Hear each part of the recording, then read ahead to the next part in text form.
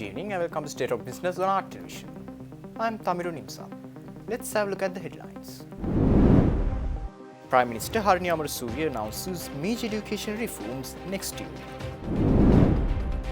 Sri Lanka's tourism sees 22.1% growth in April, welcoming over 144,000 tourists. News in detail. Prime Minister Dr. Harini Amarasuriya has announced plans for a major overhaul of Sri Lanka's education system aimed at easing the burdens on students, teachers and parents. The reforms will begin in 2026 and will focus on ensuring that teacher recruitment is based on actual vacancies rather than arbitrary decisions. These remarks were made during a series of public gatherings in the Kurunegala district over the weekend.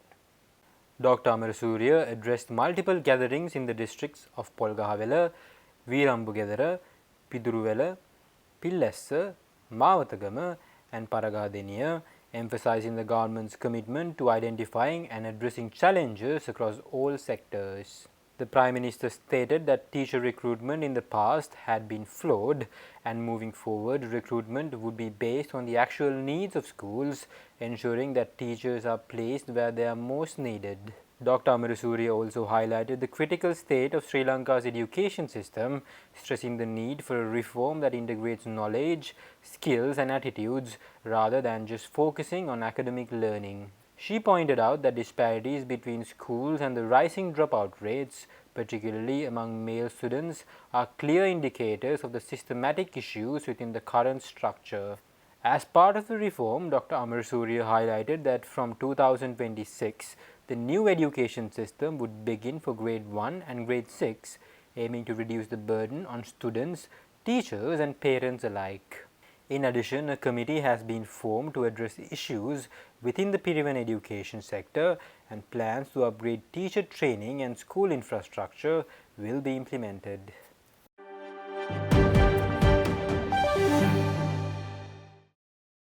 Sri Lanka's tourism sector has welcomed over 144,000 tourists from the 1st to the 24th of this month, up from 118,134 in the same period last year. According to the Sri Lanka Tourism Development Authority, the country has witnessed a 22.1% year-on-year increase in tourist numbers during April, further strengthening the industry's recovery. Tourism authorities are optimistic about reaching their ambitious target of 3 million arrivals for 2025. They estimate that full month arrivals from April could reach around 224,710. In terms of source markets, India remains the largest contributor with 148,078 visitors so far this year. The Russian Federation and the United Kingdom follow with 105,427 arrivals and 85,206 arrivals respectively. Notably, India led the arrivals during the first 24 days of April, contributing 29,763 tourist arrivals, followed by the United Kingdom with 15,501 and Russia with 11,859 arrivals. Despite these positive figures, the highly anticipated global tourism promotion campaign, which was expected to be launched soon after the Sinhala and Tamil New Year, has yet to be rolled out.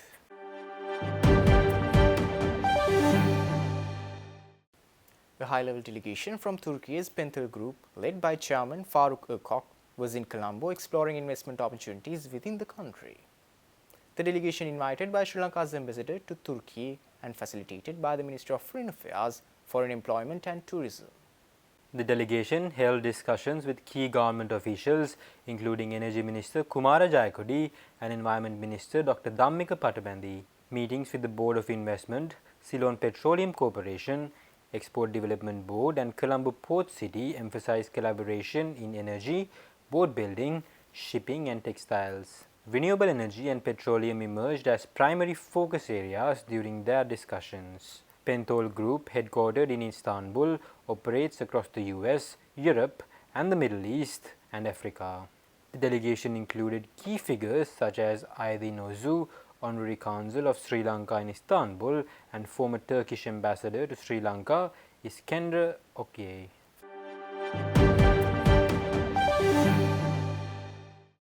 Stay tuned. We will return after this short commercial break.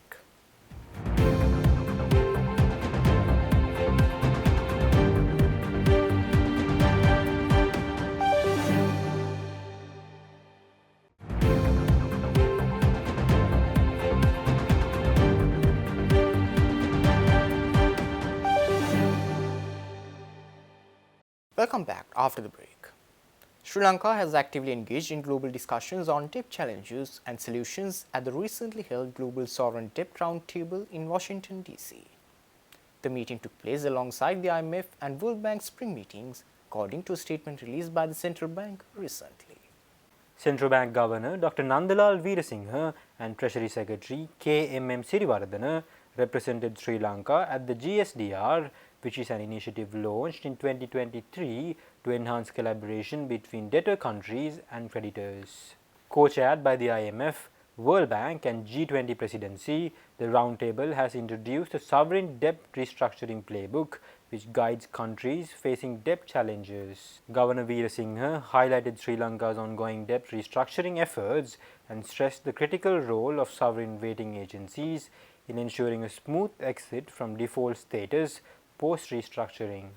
His participation reflects Sri Lanka's commitment to contributing to global debt solutions while navigating its own economic recovery.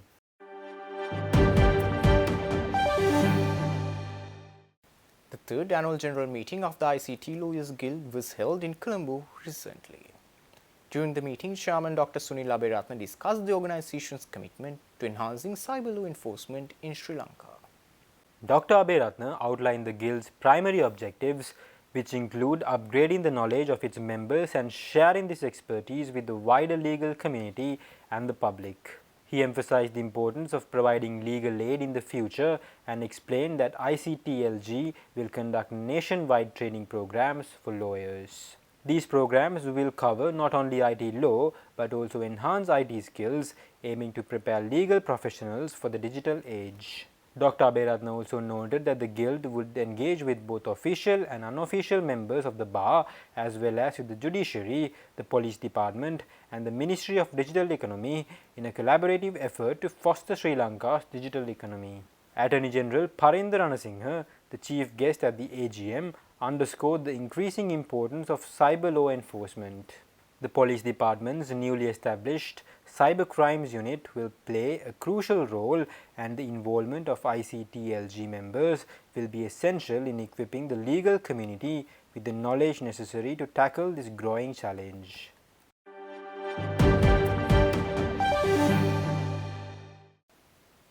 "29 national sports organizations called for the resignation of the president of the National Olympic Committee of Sri Lanka, Suresh Subramaniam, at a press conference held in Colombo recently. The collective demands stem from accusations of governance failures, unilateral decision-making and lack of transparency under his leadership.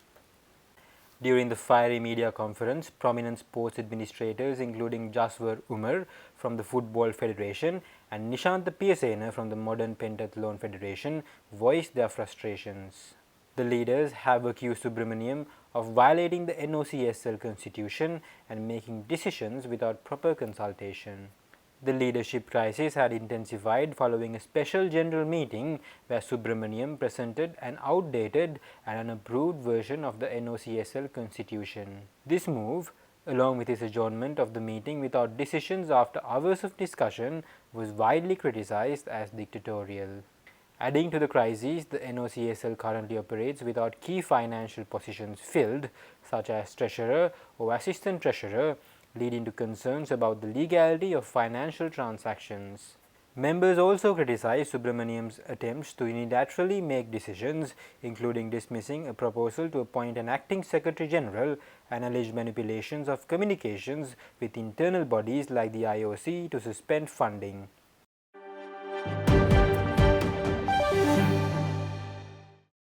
Stay tuned for stock update.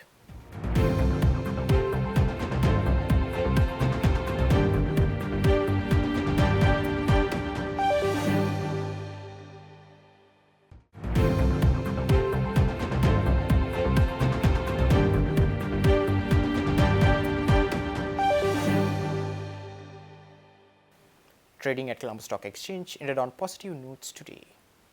The all-share price index gained by 55.87 to close at 15,867.34, and the SNSP SL20 gained by 17.87 to close at 4,671.26. The turnover was over 2.0 billion rupees and over 109 million shares were traded. Up next are forex rates.